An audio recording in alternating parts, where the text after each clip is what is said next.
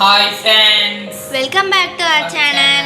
இன்னைக்கு நம்ம சேனல்ல என்ன ரெசிபி பார்க்க போறோம்னா பாதுஷா. இது ரொம்பவே ஈஸியான ரெசிபி தான் ஃப்ரெண்ட்ஸ். பாதுஷானானே ரொம்ப கஷ்டமான ரெசிபின்னு நினைச்சிடாதீங்க. ரொம்ப ஈஸியா ஃப்ரெண்ட்ஸ். வாங்க அப்படியே அடிக்கிட்டு வருது. அட்டகாசமா இருக்கு. இது நான் உங்களுக்கு ரொம்பவே ஈஸியா தான் சொல்லி தந்திருக்கேன். இந்த வீடியோ ஸ்கிப் பண்ணாம பாருங்க. நான் வந்து சில டிப்ஸ் அண்ட் ட்ரிக்ஸ் சொல்லியிருக்கேன். இப்போ வாங்க வீடியோக்குள்ள போலாம். அதுக்கு முன்னாடி நீங்க நம்ம சேனலை சப்ஸ்கிரைப் பண்ணாம வச்சிருந்தீங்கன்னா மறக்காம சப்ஸ்கிரைப் பண்ணிட்டு பாருங்க. லைக் பண்ணுங்க, ஷேர் பண்ணுங்க, சப்ஸ்கிரைப் பண்ணுங்க.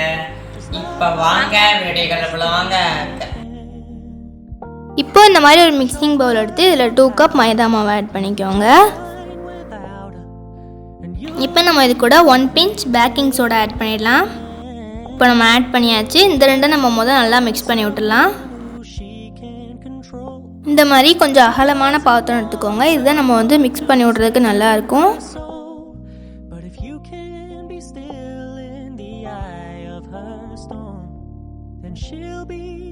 இப்போ நம்ம இது கூட வந்து ஆயில் ஆட் பண்ணிக்கலாம்.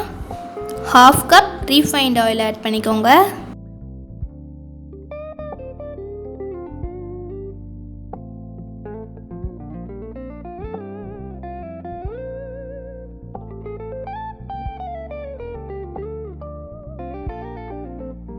இப்போ இந்த மாதிரி ஆயில் ஆட் பண்ணி நல்லா மிக்ஸ் பண்ணி விடுங்க.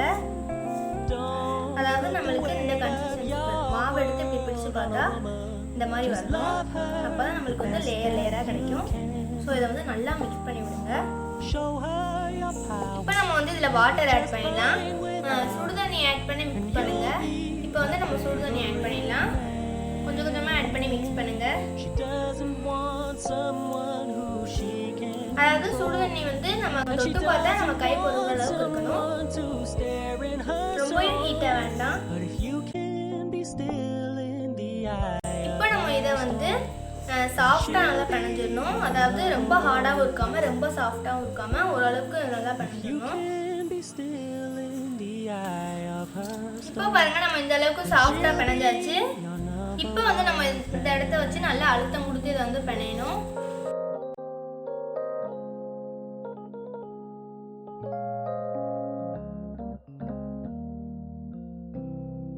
Despite the commitment you think you've secured, and despite the attention you கரெக்டான கன்சிஸ்டன்சில இருக்குங்கறத நம்ம எப்படி கண்டுபிடிக்கணும்னா இந்த மாதிரி இப்படி பண்ணி பாத்தீங்கன்னா நமக்கு வந்து லேயர் லேயரா இதாகும் பாருங்க.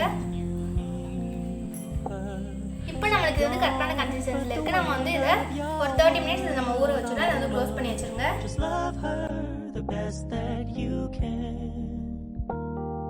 இப்போ நம்ம வந்து பாகு காய்ச்சிடலாம். அதுக்கு இந்த மாதிரி ஒரு பேன் எடுத்துக்கோங்க. இதில் வந்து நம்ம 2 கப் மாவு ஆட் பண்ணால 2 கப் சுகர் ஆட் பண்ணிடலாம். 2 கப் சுகருக்கு நம்ம 1.5 கப் வாட்டர் ஆட் பண்ணிடலாம்.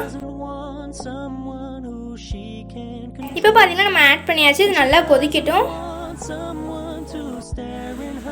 இப்போ பார்த்தீங்கன்னா நம்மளுக்கு இது வந்து நல்லாவே ஒரு கம்பி பதத்துக்கு வந்துருச்சு. நம்ம அதை வந்து செக் பண்ணி பார்த்துடலாம். இப்போ பாருங்க நம்ம செக் பண்ணி பார்த்தா இந்த மாதிரி வந்துட்டு டக்குன்னு வந்து உடஞ்சிடணும். இப்போ நம்ம வந்து நம்மளுக்கு வந்து சரியாகவே ஒரு கம்பி பதத்துக்கு இருக்குது. நம்ம வந்து ஸ்டவ் ஆஃப் பண்ணிடலாம். இப்போ நம்ம மாவு எப்படி இருக்குன்னு பார்ப்போம். இப்போ வந்து நம்ம மாவு ஓப்பன் பண்ணி பார்த்துடலாம். இது வந்து கரெக்டாக 30 மினிட்ஸ் ஆயிடுச்சு. நம்ம அதை வந்து க்ளோஸ் பண்ணியாச்சு. நம்ம வந்து இதை ஓப்பன் பண்ணோடனே இப்போ வந்து நம்ம இதை இன்னொரு தடவை நல்லா பிசைஞ்சு விட்டுடலாம்.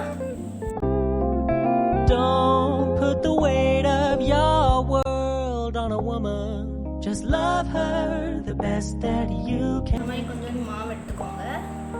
Show her your power. இது போல நீங்க எல்லாத்தையும் போட்டு எடுத்துக்கோங்க. இது போல எல்லாத்தையும் போட்டு எடுத்துங்க. இப்போ வந்து நம்ம இதை வந்து பொரிக்க ஆரம்பிச்சிடலாம். இப்போ இது போல ஒரு கடாய் எடுத்துக்கோங்க. இதில் வந்து தேவையான அளவு எண்ணெய் ஆட் பண்ணிக்கோங்க.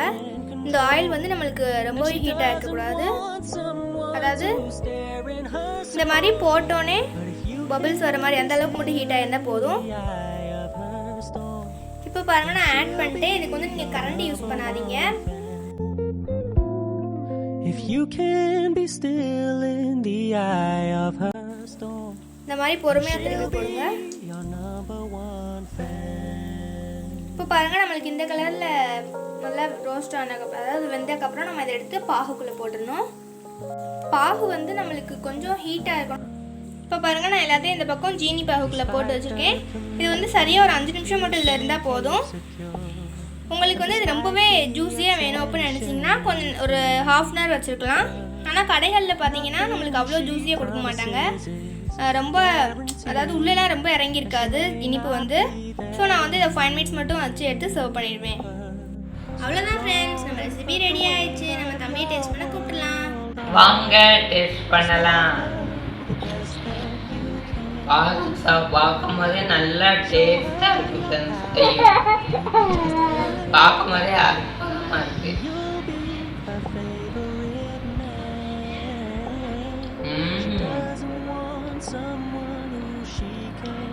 அப்படியே ஃப்ரெண்ட்ஸ் கடையில் ஒன்று நிறைய இருக்குது, சும்மா டேஸ்ட் நிறைய ஃப்ரெண்ட்ஸ்.